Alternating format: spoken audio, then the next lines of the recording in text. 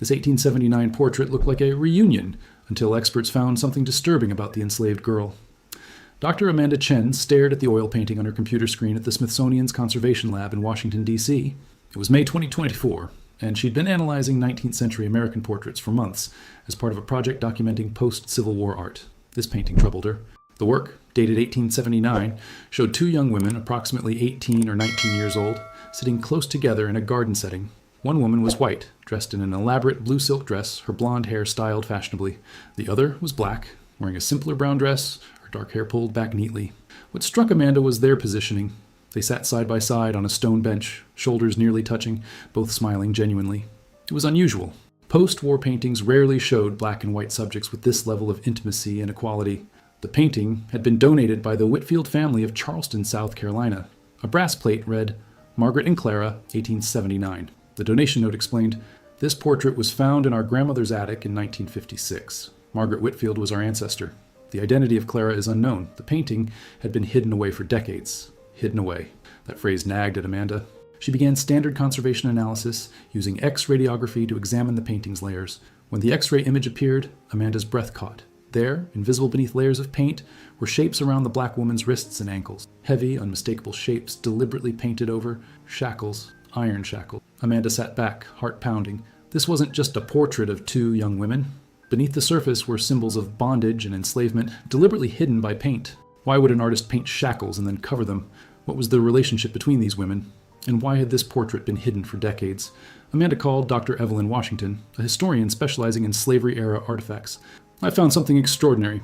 A painting from 1879 showing two friends, but X-rays reveal shackles hidden beneath the paint. I need to know who these women were." Evelyn was silent briefly. "Send me everything. If there's a story here, we'll find it." Amanda began compiling files, knowing she was about to uncover truths someone had worked hard to conceal. Evelyn arrived 2 days later carrying folders about the Whitfield family. They met in Amanda's lab, where the painting hung, looking deceptively peaceful. "Tell me what you found," Evelyn said. Amanda displayed the X-ray images. "Look, around Clara's wrists and ankles. The artist painted heavy iron shackles, then deliberately covered them with layers of paint. It took significant effort to hide them this thoroughly." Evelyn leaned closer, expression darkening. "So, originally, Clara was shown in chains beside Margaret. Then someone painted over the shackles to make them look like equals." "Exactly, but why?" Evelyn opened her folder. The Whitfields were wealthy Charleston plantation owners before the Civil War. They owned over 200 enslaved people. Margaret Whitfield was born in 1860, making her 19 in 1879. "And Clara?" "The name doesn't appear in official Whitfield records, but I found something in their plantation records from 1860. Girl child, named Clara, born March 1860 to enslaved woman Ruth, assigned to house duties." Amanda's chest tightened. "So Clara was born the same year as Margaret, on the same plantation?" "Yes. Enslaved children were often assigned as companions to white children. They'd play together when young, though the relationship became unequal as they grew older." Evelyn continued. "By 1879, Clara would have been legally free. But Reconstruction was failing, Jim Crow laws emerging. Many black women had little choice but to continue working for families that once enslaved them." Amanda studied the painting again. Two women who grew up together. One as master's daughter, one as enslaved property. By 1879, slavery is over, but the shackles remain, hidden beneath paint. "We need to find out what happened in 1879 specifically," Evelyn said. "Why was this portrait commissioned?" Over the next week, they researched. Margaret had married in 1881 and died in 1943, but Clara's story was harder to trace. Sporadic city directory mentions as domestic worker. No marriage record. No clear trail after 1885. Then Amanda found a letter tucked in the frame's back, dated June 1879. "Dearest Clara, I know this is forbidden. My parents would be furious, but I cannot bear that we'll soon be separated forever. You are my oldest friend. Though the world insists we are unequal, my heart knows otherwise. Let this painting preserve our friendship with deepest affection." They sat in silence. "They commissioned this secretly," Amanda said, "to preserve their friendship. But the shackles," Evelyn whispered. "Why paint Clara in shackles?" That was the question they needed to answer. Amanda examined every inch of canvas, finding tiny letters in painted tree bark. T.W. 1879. Evelyn searched Charleston records, finding Thomas Wright, portrait painter, studio on King Street, operating 1872-1884.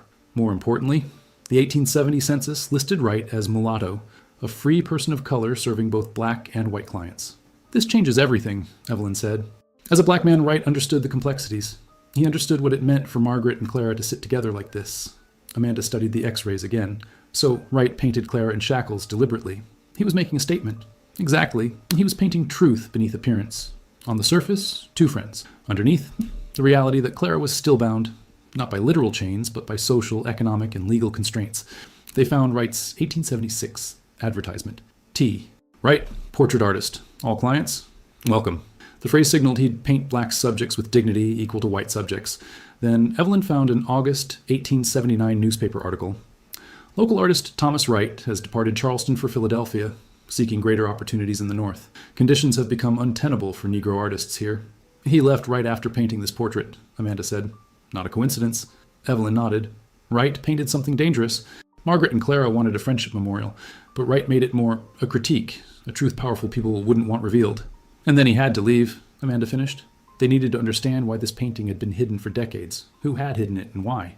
The answer would be more heartbreaking than either imagined. The portrait wasn't just a friendship memorial, it was evidence of a tragedy the Whitfield family had worked hard to erase from history. Now, 145 years later, that tragedy was finally going to be revealed.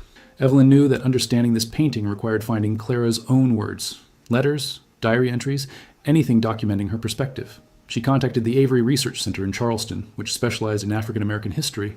Their archivist, Marcus, was intrigued by the story and began searching their collections. 3 weeks later, Marcus called with news. We found something extraordinary. A collection of letters written by formerly enslaved women, donated in the 1930s by a black church. Among them are several letters written by someone named Clara, dated between 1877 and 1880. Evelyn flew to Charleston immediately. The letters were fragile, written in careful handwriting on cheap paper, the only kind Clara could afford. One letter, dated May 1879, was addressed to Margaret. Dear Margaret, I received your message about the portrait. I don't know if this is wise. Your parents would be furious if they discovered we still meet in secret. But I confess my heart leaps at the thought of sitting beside you once more as we did as children, before the world taught us we were meant to be separate. I will come. I will sit beside you one final time. Perhaps the painting will prove that what we felt was real, even if no one else understands. Your friend always, Clara. Evelyn's hands trembled reading it. This confirmed that Margaret and Clara had arranged the portrait secretly, against Margaret's parents' wishes. Another letter, dated July 1879, after the portrait was painted, revealed something darker. Dear Margaret, I cannot see you anymore. Your father discovered our portrait. He came to where I work, threatened me, said terrible things. He says if I ever approach you again, he will ensure I am arrested, that I will be sent to prison or worse. I know you tried to protect me, but we were foolish to think we could preserve our friendship. The world will not allow it. Please do not try to find me. It will only bring more trouble. I must disappear for both our sakes. Remember me kindly. Clara? Evelyn felt sick. Richard Whitfield had discovered the portrait and threatened Clara to force her away from his daughter. She found one final letter, undated, but written in shakier handwriting. To whoever finds this, my name is Clara. I was born enslaved on the Whitfield plantation in 1860. Margaret Whitfield was my friend from childhood. We grew up together, played together, shared secrets. When slavery ended, I hoped things would be different. But freedom is not freedom when you're still bound by poverty, by laws that deny you rights, by people who see you as property even without chains. Margaret tried to be my friend still, tried to preserve our bond through a portrait. But her father destroyed that dream. I left Charleston because I had no choice. I write this so someone will know that I existed, that my friendship with Margaret was real, that I was more than what they tried to make me. Clara. These letters changed everything. This wasn't just about a hidden portrait. It was about two young women whose childhood friendship had been destroyed by racism, and a father who couldn't accept his daughter caring for a formerly enslaved woman.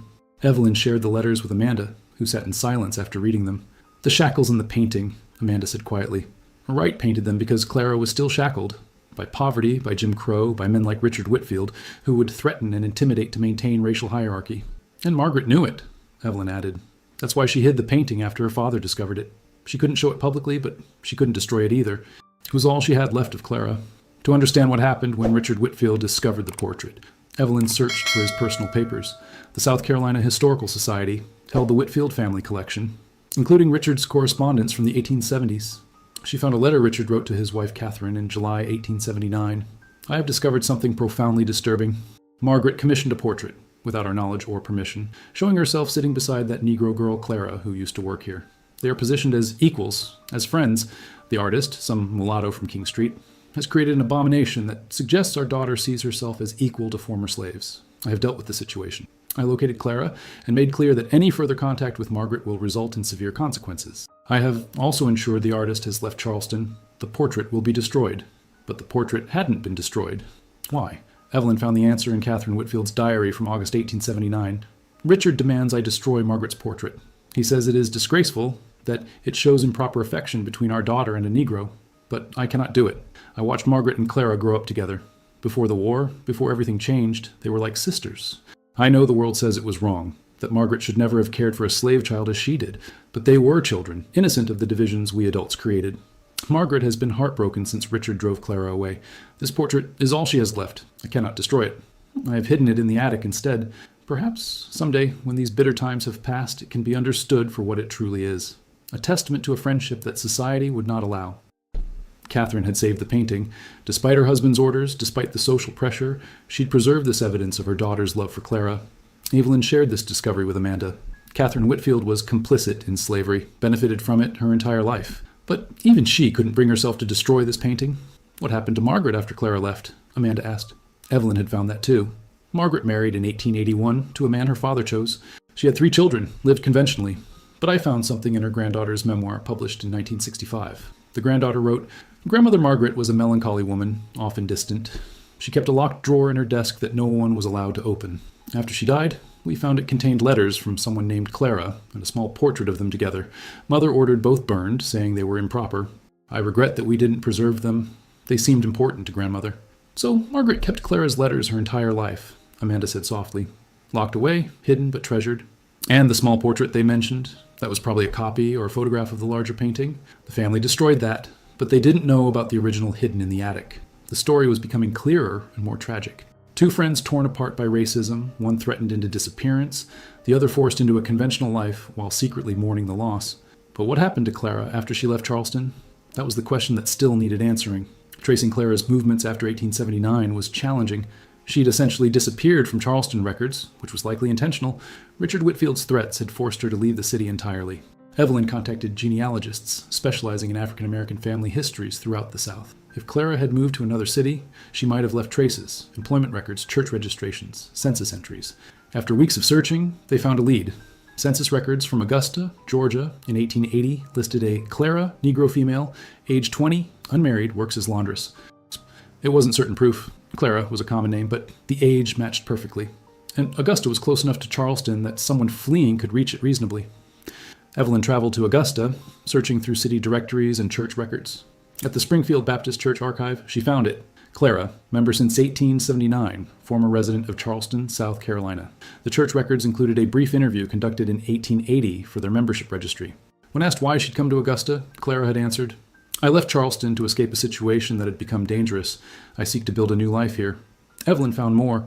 Clara had worked as a laundress in Augusta for 6 years, living in a boarding house for unmarried black women. She had attended church regularly, participated in mutual aid societies, helping other formerly enslaved people. Then, in 1885, Clara's name appeared in marriage records.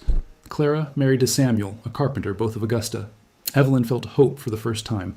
Clara had found someone, built a life beyond the tragedy of losing Margaret. She traced them through census records. 1890, Clara and Samuel living in Augusta with 2 children. 1900, 4 children. Samuel working steadily as a carpenter. Clara taking in laundry to supplement income. But then Evelyn found Clara's obituary from 1903, published in the Augusta Chronicle.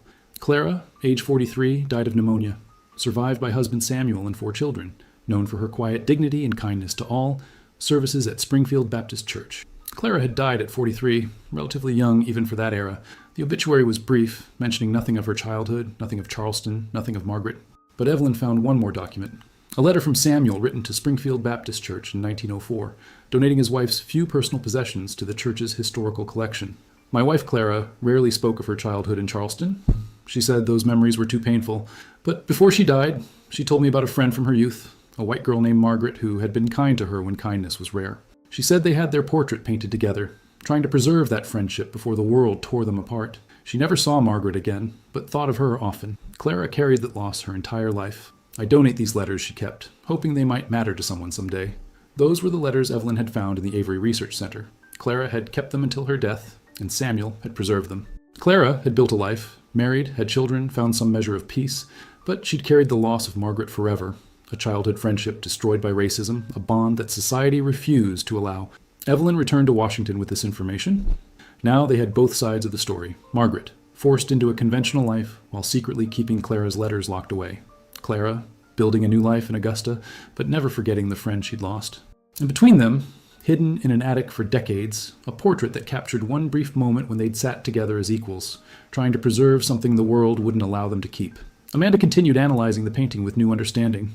Using infrared reflectography, she could see even more details beneath the surface layers. The shackles around Clara's wrists weren't just symbolic. They were painted with extraordinary detail, suggesting Wright had seen real shackles up close, understood their weight and mechanism. But there was something else, Amanda discovered. Faint lettering beneath the paint layers, hidden in the shadows of the painted garden. She enhanced the image, adjusting contrast until words emerged. Though the chains are hidden, they remain.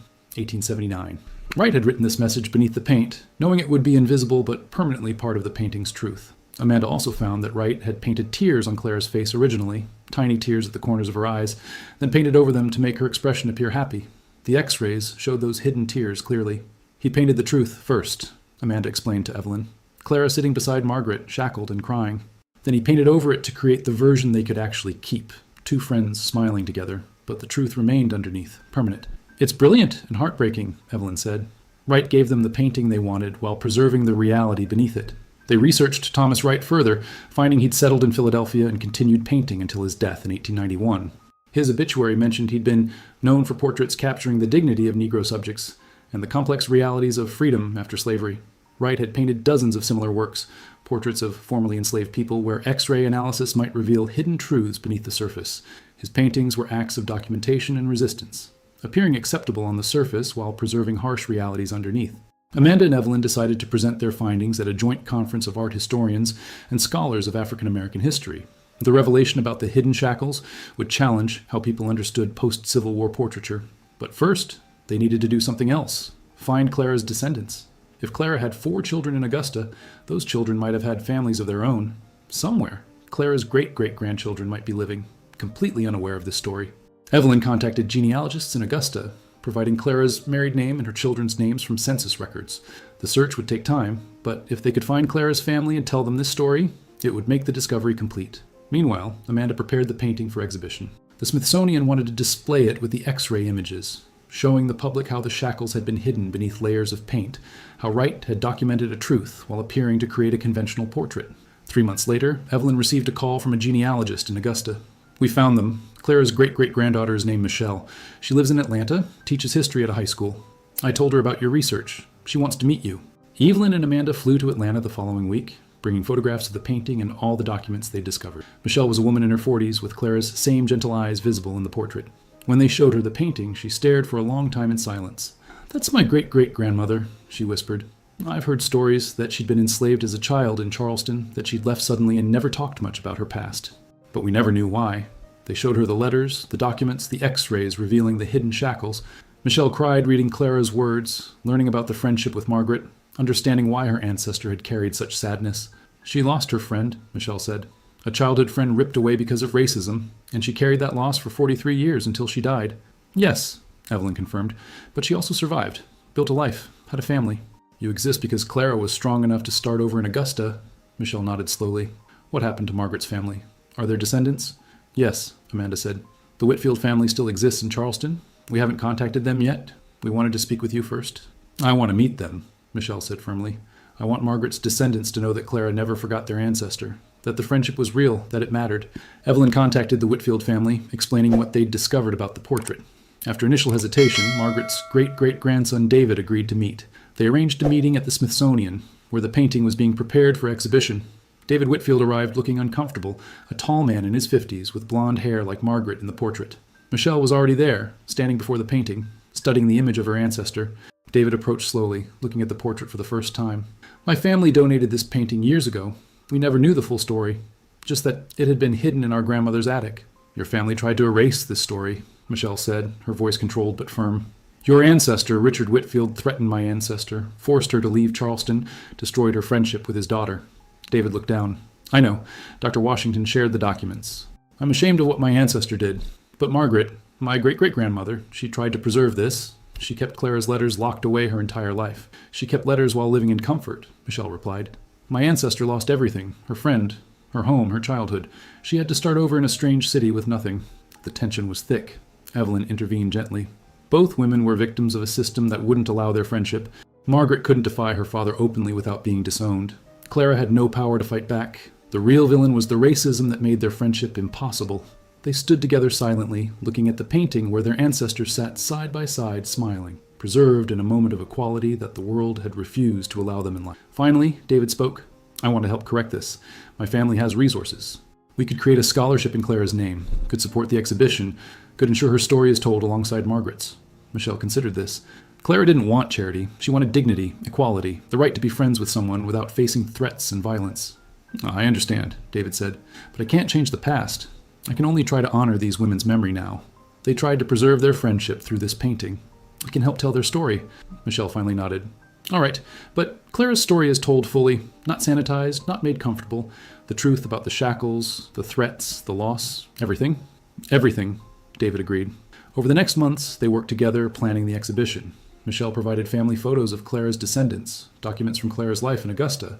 David provided Whitfield family records, including Catherine's diary and Margaret's life story. The exhibition would show the painting with x-rays revealing the hidden shackles, display letters from both women, and trace what happened to each of them after their forced separation. It would also show contemporary photographs, Michelle standing before her students, teaching African American history, David at his architecture firm in Charleston, designing affordable housing, both of them living full lives made possible by ancestors who'd survived impossible circumstances. The title of the exhibition was chosen carefully, Hidden Chains, a friendship that survived on canvas, though it could not survive in life. Before the opening, Michelle and David stood together before the painting one final time. They look happy here, Michelle said quietly. In this one moment, captured by an artist who understood their truth, they got to be just two friends sitting together. Wright gave them that gift, David agreed, even while painting the reality of the shackles underneath. I hope they knew, Michelle said. I hope Margaret and Clara somehow knew that 145 years later, their descendants would stand here together telling their story, honoring what they tried to preserve. They stood in silence, two people connected by a friendship their ancestors had shared briefly before the world tore it apart, now working together to ensure that friendship was finally remembered and honored. The exhibition opened at the Smithsonian in March 2025. The gallery was packed. Historians, art conservators, descendants of enslaved people, journalists, and visitors who'd heard about the hidden shackles revealed beneath the portrait's surface. The painting hung in the center of the main wall, spotlighted. On either side were large displays. On the left, the X-ray images showing the shackles around Clara's wrists and ankles, the hidden tears on her face, Wright's secret message beneath the paint. On the right, the final version visitors saw two women sitting peacefully together, smiling. The exhibition text explained, in 1879, two young women who'd grown up together on a South Carolina plantation, one as the master's daughter, one as enslaved property, secretly commissioned this portrait to preserve their childhood friendship. Margaret Whitfield and Clara were both 19 years old, 14 years after slavery's end. They hoped this painting would prove their bond was real, even as society insisted they remain separate and unequal. The artist, Thomas Wright, a free man of color, painted a profound truth. He first depicted Clara in shackles, tears on her face, showing the reality that freedom hadn't ended her bondage to poverty, racism, and social constraints. Then he painted over these elements, creating the peaceful scene the women could actually keep. But beneath the paint, the truth remained, permanent, undeniable, waiting 145 years to be revealed. Visitors moved through the exhibition quietly, reading letters from both women, learning about Richard Whitfield's threats, discovering how the painting had been hidden for decades. One section displayed Clara's life after Charleston, her marriage, her children, Samuel's letter preserving her memory. Another section showed Margaret's life, the conventional marriage, the locked drawer containing Clara's letters, the granddaughter's account of burning those letters after Margaret's death. The exhibition also featured Thomas Wright's story, his other portraits, his flight to Philadelphia, his death in 1891. Several other Wright paintings were displayed alongside, and infrared analysis suggested they too might contain hidden truths beneath their surfaces. But the most powerful moment came in the final room, where large photographs showed Michelle and David standing together before the portrait, their own stories displayed alongside their ancestors. Michelle had written a statement. My great-great-grandmother, Clara, survived slavery, survived being torn from her childhood friend, survived threats and poverty and racism. She built a life in Augusta, raised 4 children, and passed down to her descendants a legacy of resilience. I teach history because Clara believed in education, because she understood that telling the truth about the past helps us build a better future. This painting almost remained hidden forever, just like so many black women's stories are hidden, erased, forgotten. But Clara's story survived. It survived in letters, in a painting beneath a painting, in the memories passed down through generations. And now her story will be known. David had written, my great-great-grandmother Margaret tried to preserve a friendship the world wouldn't allow. She failed. Racism and her father's cruelty destroyed what she and Clara had built. But she never stopped caring. She kept Clara's letters locked away for 60 years, unable to share them but unable to destroy them. Margaret was complicit in a system of oppression by her position and privilege, even as she personally cared for someone that system oppressed.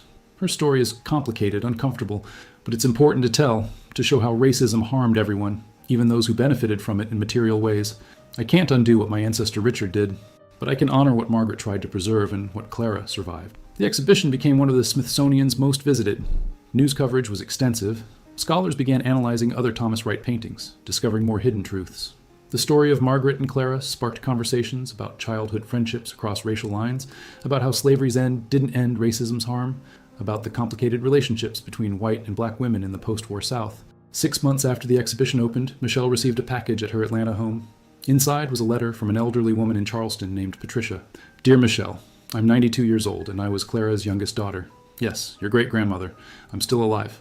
I saw the exhibition news and wanted you to know that I remember my mother. She died when I was 3, but I have one memory. She showed me a small drawing she'd kept hidden, a sketch of herself and another young woman sitting together. She told me, this was my friend Margaret. The world said we couldn't be friends, but we were. Remember that. The world is often wrong about who deserves love. I've kept that drawing for 89 years. I'm sending it to you now. It should be with the portrait. Michelle opened the package with shaking hands. Inside, wrapped carefully, was a small pencil sketch on aged paper. It showed 2 young girls, perhaps 7 or 8 years old, holding hands and smiling. At the bottom, in a child's handwriting, Margaret and Clara, 1867. They'd drawn this themselves as children, 12 years before the formal portrait, when their friendship was still innocent and the full weight of racial hierarchy hadn't yet crushed them. Michelle immediately contacted Amanda and Evelyn. The sketch was added to the exhibition, displayed in a case with Patricia's letter, showing that even 3-year-old Patricia had absorbed her mother's message about friendship across racial lines. Michelle visited Patricia in Charleston. The elderly woman cried, seeing photographs of her mother's descendants. 4 generations Patricia had never met, all thriving, all educated, all carrying forward Clara's legacy. Mama would be so proud, Patricia whispered. She always said education was everything, that we had to learn and grow and never let anyone make us feel small. She learned that from her childhood, Michelle explained. Margaret taught her to read when they were children, before it was discovered and punished. That's why your mother valued education so deeply, Patricia nodded. Mama never forgot Margaret. Even at the end, she spoke about her friend from childhood. She said some friendships are so true that not even the world's cruelty can completely destroy them. The exhibition was extended another year due to popular demand. Schools brought students to see it, using Margaret and Clara's story to teach about slavery's legacy, racism's persistence, and the human capacity for connection across artificial divides. Michelle and David became friends themselves, a friendship forged through their shared work honoring their ancestors.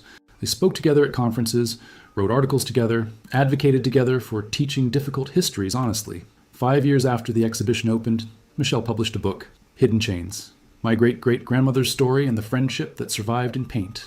The book combined Clara's letters, the painting's history, and Michelle's own reflections on what it meant to discover this story. In the book's final chapter, Michelle wrote, I teach my students that history isn't just dates and events. It's people, relationships, love and loss and survival. Margaret and Clara loved each other as children before the world taught them they shouldn't. They tried to preserve that love through a portrait, but racism was stronger. Clara lost her friend, her home, everything familiar. But she didn't let that loss destroy her. She built a new life, raised children, passed down stories and values that reached me 5 generations later. The shackles Thomas Wright painted weren't just historical. They represented chains that still exist in different forms. But Clara's resilience, her refusal to be defined only by what was done to her, that resilience also survives. It survives in me, in my students, in everyone who learns her story and refuses to let histories like hers be forgotten. The portrait remained at the Smithsonian, the X-rays permanently displayed beside it. Visitors from around the world came to see it, to see the friendship captured on the surface, the shackles hidden beneath, the truth Thomas Wright had preserved across 145 years. And, in Atlanta, Michelle kept Patricia's childhood sketch in her office at school, showing it to students, telling them about 2 little girls who'd held hands and drawn pictures together, not yet knowing that the world would try to tear them apart. But look, she'd tell her students, pointing at the sketch, then at photographs of the formal portrait. They fought to stay connected. Margaret commissioned that painting. Clara kept the letters. Thomas Wright painted the truth underneath. And now, all these years later, we know their story. We know they mattered. We know their friendship was real. The chains were hidden, she'd continue, but so was the resistance.